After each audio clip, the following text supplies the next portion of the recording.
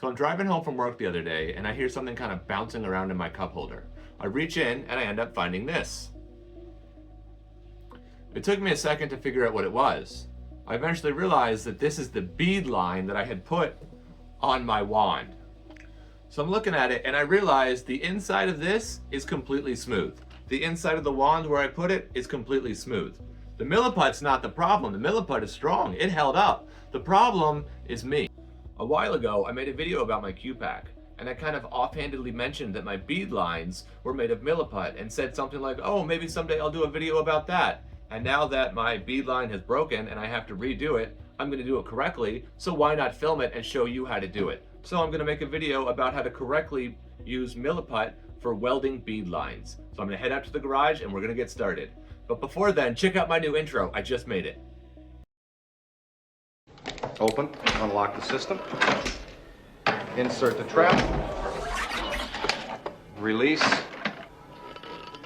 close, lock the system, set your entry grid, neutronize your field, and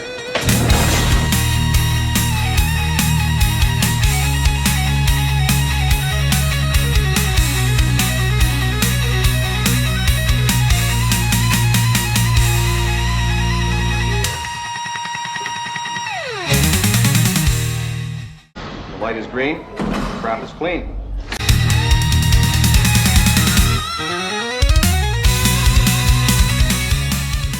So there's two things I'm going to need. First is milliput. Second is a perfectly smooth 3D print. And thanks to my last video, how to fix a crack in a 3D print, I have both of those things right here. So let me show you how to get started. So the problem with my Neutrono wand is I tried to put milliput on a perfectly smooth surface. So for this, I'm going to need to rough it up just a little bit. So I'm going to take sandpaper and do just along the edge. Now, because I don't want to risk going on to the finished product, I'm actually going to tape it up just a little bit. All right, so I'd say that's probably about 2.5 millimeters, give or take.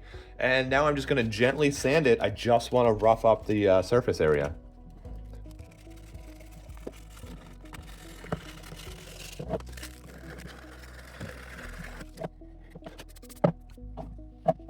All right, there we go. Perfectly straight line. Let's move on to the milliput.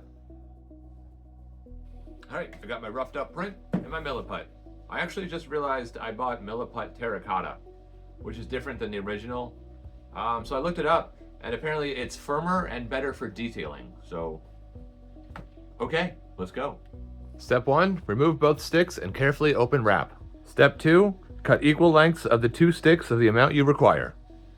Step 2.5, put both of these in sandwich baggies right now so you don't forget later.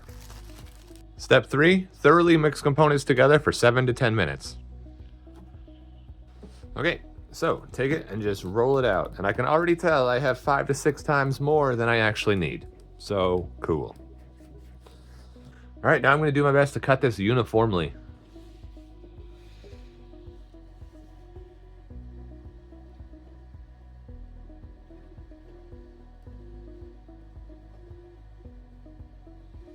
Then take them and roll them into little balls.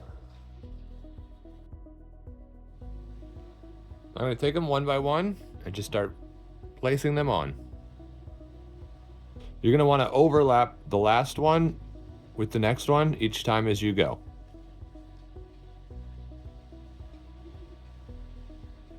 Do your best to keep them in a straight line. That's why it was so important to cut them uniformly.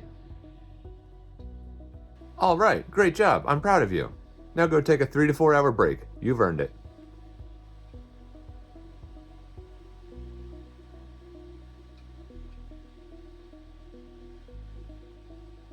Hey, welcome back from break. So I probably should have said this earlier. You don't have to paint it. You could just sand it and then do the milliput and then prime it. If you've already painted it, you don't need to prime the milliput. So I'm just going to paint it like normal.